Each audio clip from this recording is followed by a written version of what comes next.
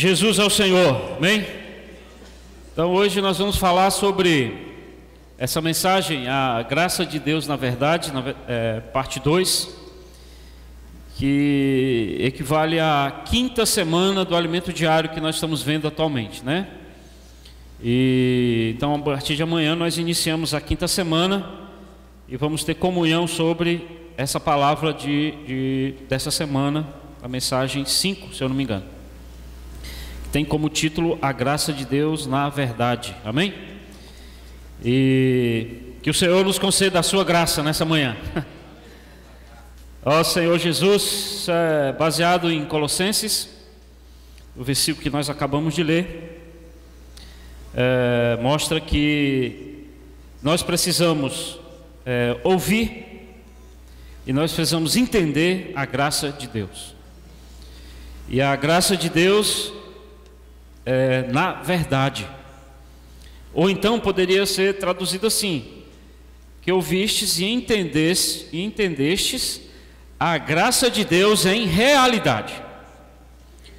Então, a primeira coisa nessa manhã é que a graça precisa ser a realidade para nós, amém? Fala para quem está ao teu lado, ó, a graça precisa ser realidade para você, amém? Nessa manhã, nós precisamos ouvir essa palavra debaixo do contexto atual do que está acontecendo nessa terra, para que a gente possa ser despertado nessa manhã e para que essa graça possa se tornar a nossa realidade, a nossa prática.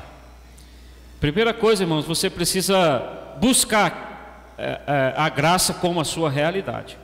Então, para isso, nós precisamos ser despertados. E nós precisamos acompanhar as duas coisas. Precisamos acompanhar a palavra de Deus, o falar de Deus atual. Por que Deus está falando sobre o livro de Colossenses para nós? E por que daqui a algumas semanas nós vamos entrar no livro de Efésios? Por que nós vamos passar esse período de tempo ouvindo e estudando esses livros? Eles foram escritos há muito tempo atrás pelo apóstolo Paulo, mas hoje nós vamos rever novamente esses livros. Por que Deus está mostrando esses livros para nós? Então nós precisamos ter isso em mente quando nós ouvirmos e desfrutarmos dessas palavras, né? Então nós precisamos atentar para o que Deus está falando conosco. E por outro lado, nós precisamos atentar para as coisas que estão acontecendo à nossa volta. Porque se nós passarmos a ver as coisas exteriores e o que Deus está querendo produzir no nosso interior, nós vamos ver que o Senhor está muito próximo de voltar. Amém? O Senhor está próximo de voltar, irmãos. E eu vou só falar um pouquinho aqui antes da gente voltar para Colossenses, em Mateus capítulo 24, tá bom? Mateus capítulo 24, para que nós possamos desfrutar mais da graça, amém? Mateus capítulo 24 é uma porção da palavra que ela é muito importante para nós nos dias atuais, tá bom? 24, no versículo 12,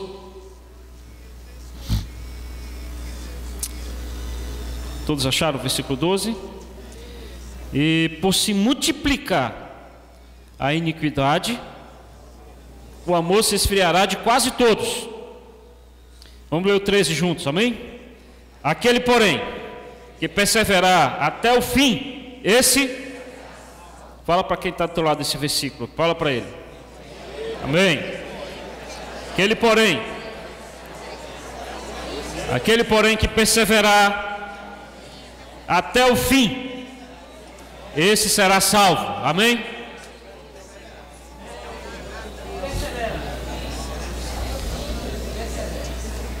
E mais acima, nos outros versículos, fala que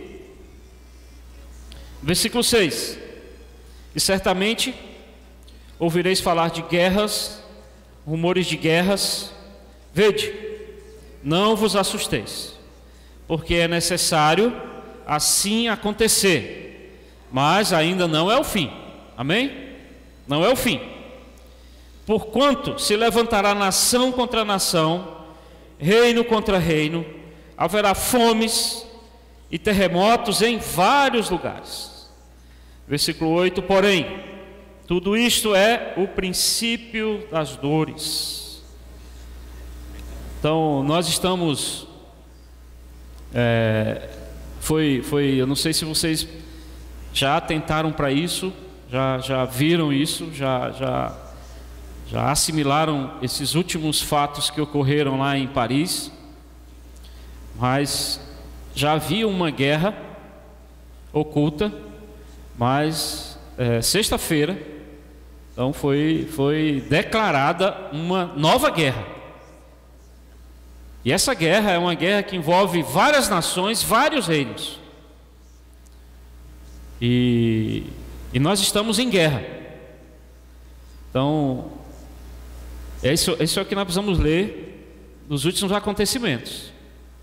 É uma guerra envolvendo as grandes potências da terra contra um grupo extremista que não tem medo das grandes potências, e que as grandes potências estão, de certa forma, de mãos atadas contra esse inimigo, porque eles estão infiltrados, né?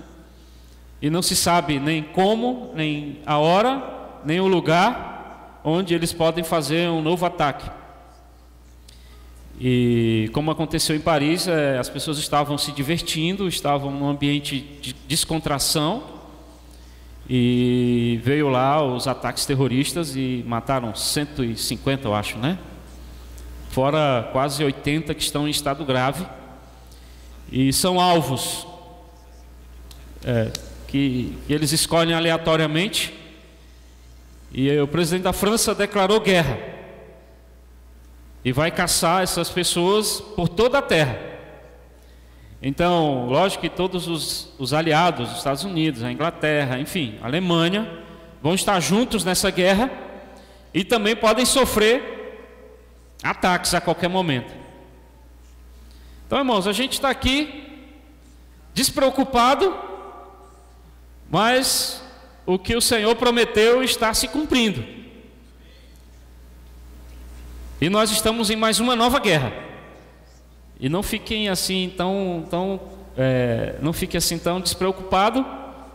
Nós também estamos metidos nessa guerra aí. Qualquer país que se coloca em apoio a qualquer, como a nossa presidente, né, falou, nós apoiamos a França, nós repudiamos esse tipo de ataque. Coloca lá o Maracanã, o Cristo Redentor com as cores da França. Então, de uma certa forma, nós entramos nessa guerra e estamos nessa guerra.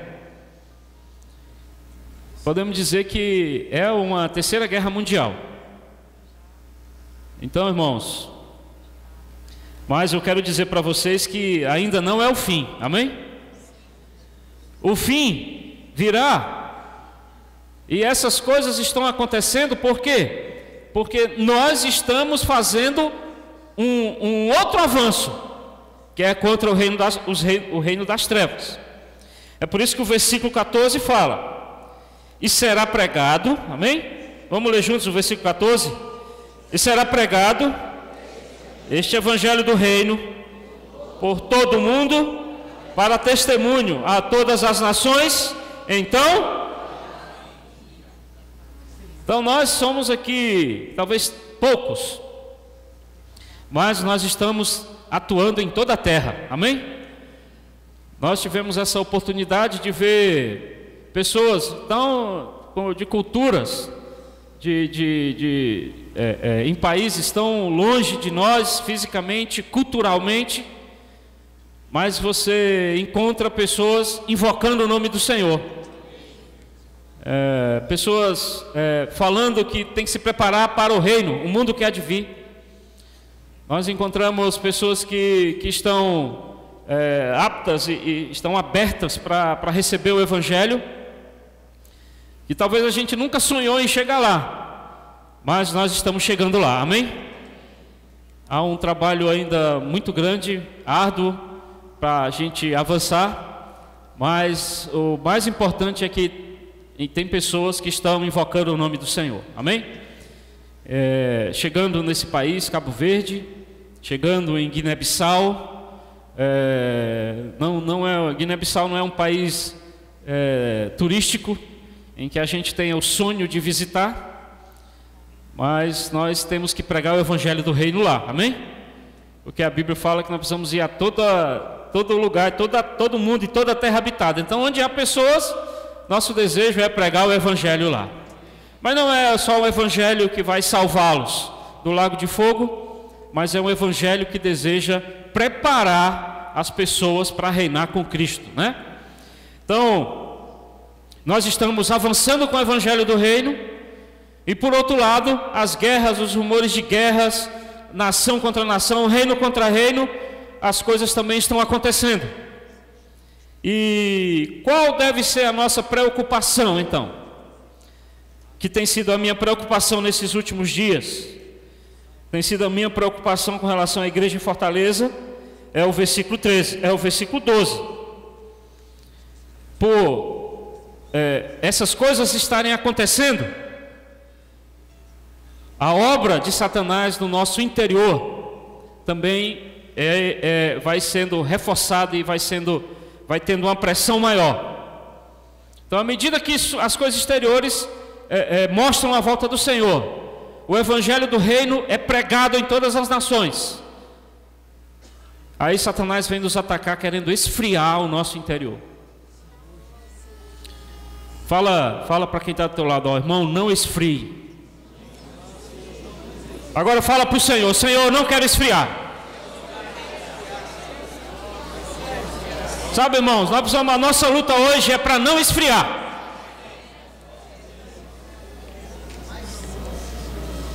Nossa luta não é para ser, não é contra, não, nós não temos medo das coisas exteriores, porque é o Senhor que nos guarda, não, irmãos? O Senhor que nos guarda. Nós chegamos em Guiné-Bissau e 3 horas da manhã. 3 horas da manhã. Aí, o aeroporto não tem muita movimentação. Só tinha esse voo naquela noite, um voo que nós chegamos. E tinha só nós, eu, Josimar e mais 2 irmãos, nós éramos estrangeiros, né? Então nós tínhamos que passar pela imigração para pegar o nosso visto para entrar. Quando nós chegamos lá, chegou um senhor de boné, camisa gola polo, sem nenhuma identificação. Falou, ó, é o seguinte, vocês 4, os passaportes de vocês vão ficar aqui, porque a pessoa que carimba, que dá o visto, não veio trabalhar hoje, e ele só volta amanhã, 9 horas da manhã.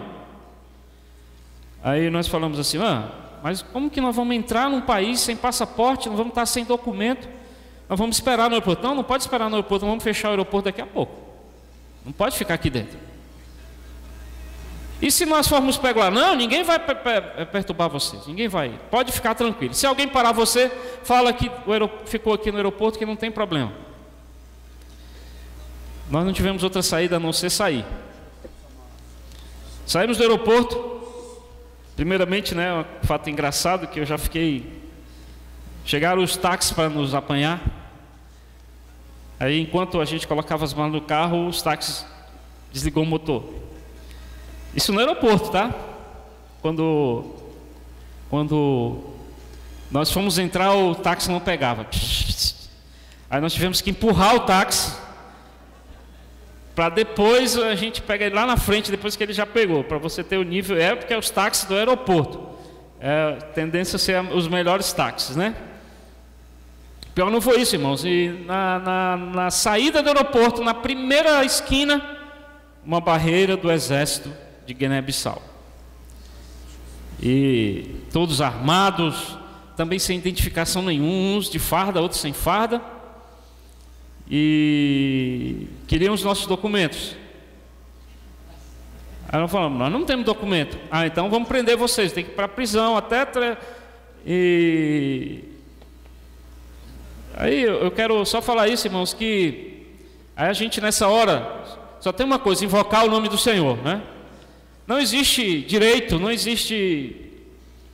Vamos recorrer a quem? Vamos recorrer aqui à autoridade, né? Se ele quisesse ter nos prendido lá, nós teríamos ficado presos até o outro dia. Então essas coisas, na hora, não fiquei com medo. Não fiquei com medo, não. Eu quero dizer para vocês que ser preso por causa do Senhor, a gente estava tranquilo. O irmão que estava com a gente, que mora lá, falou: olha, nós não vamos pagar a propina para vocês, não vamos pagar. Nós não estamos errados. Se a gente pagar alguma coisa para vocês, nós vamos estar declarando que nós estamos errados. Então nós não estamos errados. Nós estamos aqui, certo? Os passaportes deles estão lá e tal. E foi... Então se a gente tivesse sido preso, não tinha problema, irmão. Sabe o que nós temos que ficar com medo? Nós temos que ter medo de esfriar. Perigo maior para nós é esfriar. O amor esfriar. Ficarmos sem sensibilidade. Ficarmos apáticos. Ficarmos como né, os irmãos falam, já contaram esses exemplos há muito tempo, né?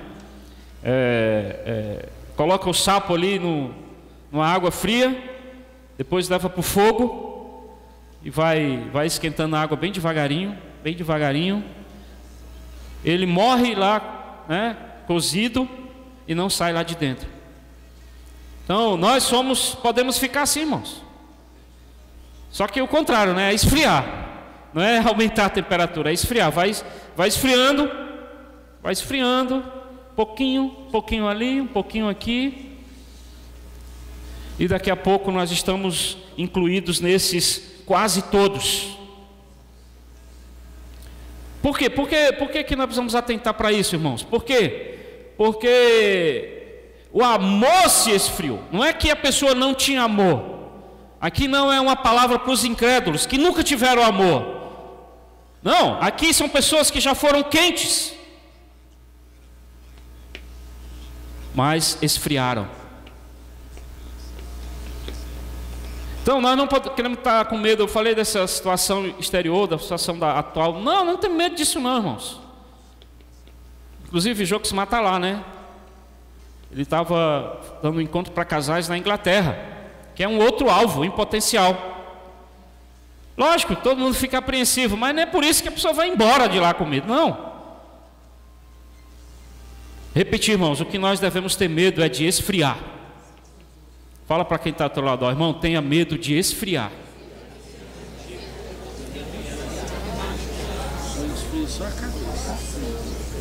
Ó Senhor Jesus. Então, baseado nisso, irmãos, baseado nisso, nós precisamos ler Colossenses com essa ótica, com essa visão.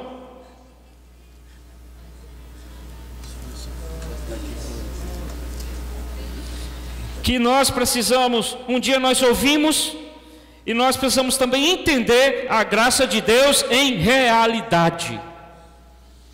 E o que é a graça de Deus? A graça de Deus é o próprio Deus. Ele se ofereceu, ele veio até você e você não pagou preço nenhum por isso. Eu gostei de uma definição que eu vi sobre graça, né? Graça é o que Deus é e é o que Deus nos dá em Cristo. Vamos repetir isso aí? Vamos falar a primeira frase. Graça é o que Deus é e o que Deus nos dá em Cristo. Isso é graça. Então nós precisamos ter a realidade desta graça. Ou seja, a graça precisa ser prática para nós.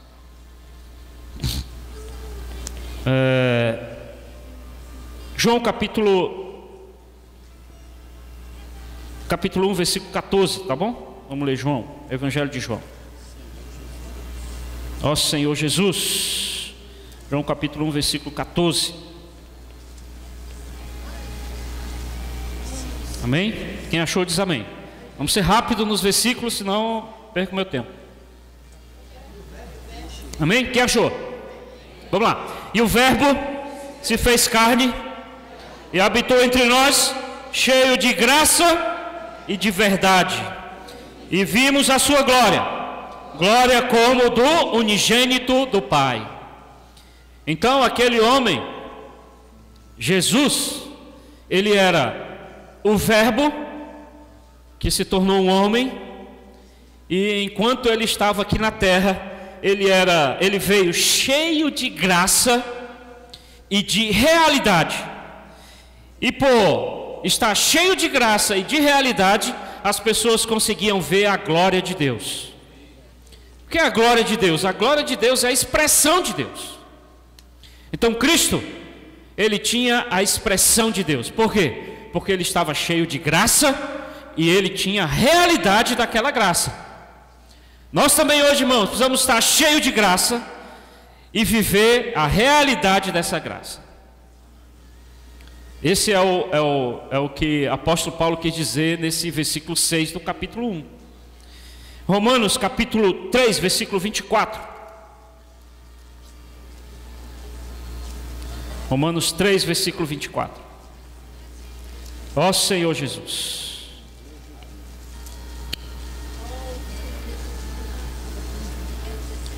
Romanos.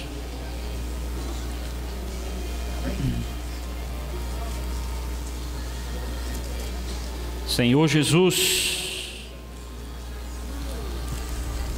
Vamos ler?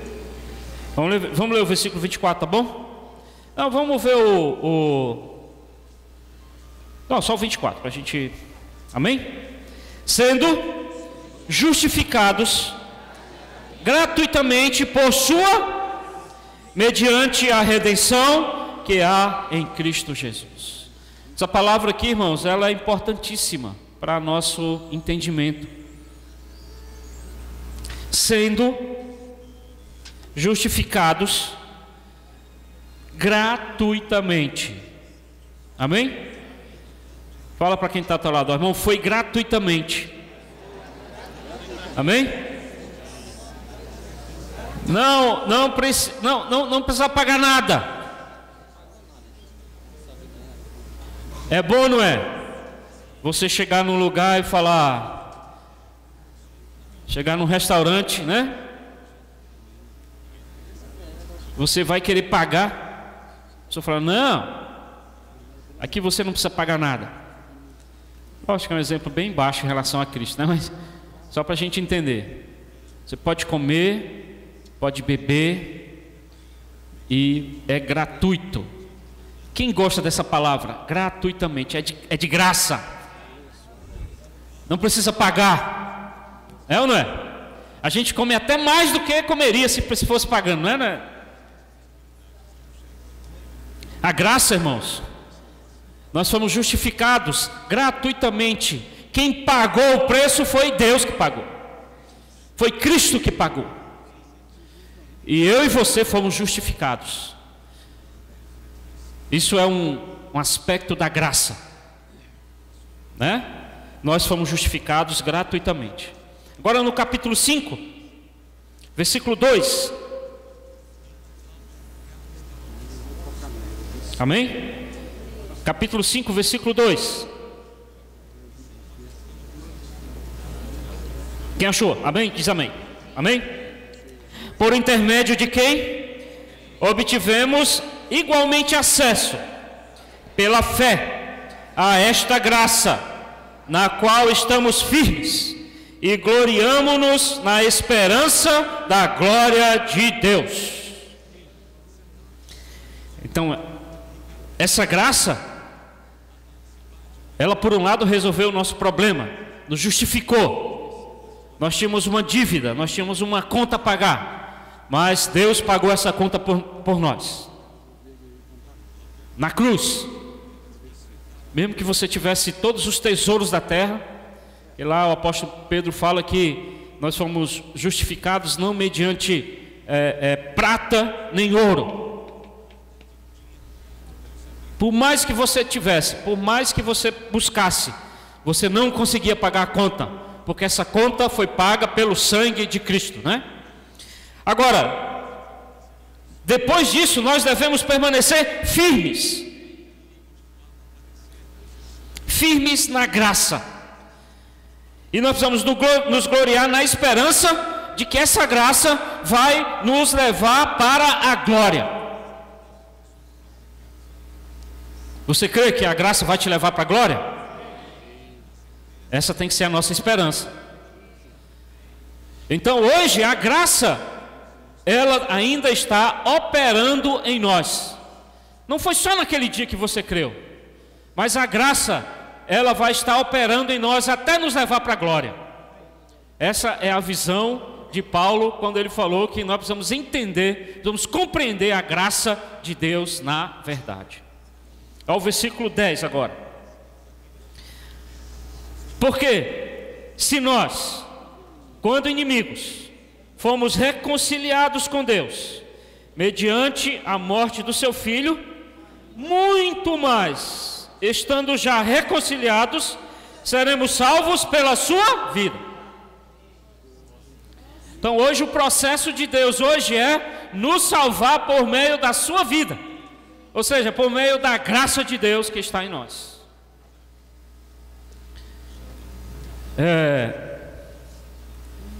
Em Atos capítulo 11, versículo 33.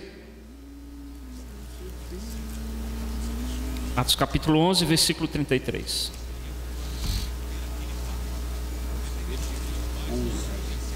Oh, perdão. 11, deixa eu ver, 23, tá? Não é 33, não, é 23. Espera aí, quem achou? É bom a gente ler, tá bom? Junto. Amém? Achou aí? Quem achou diz amém. Então vamos lá. Tendo ele chegado e vendo a graça de Deus, alegrou-se e exortava a todos a que, com firmeza de coração, permanecessem no Senhor. Aqui está se referindo a Barnabé. Barnabé desceu de Jerusalém para e permanecer um tempo em Antioquia, que era uma igreja que surgiu e era uma igreja dos gentios.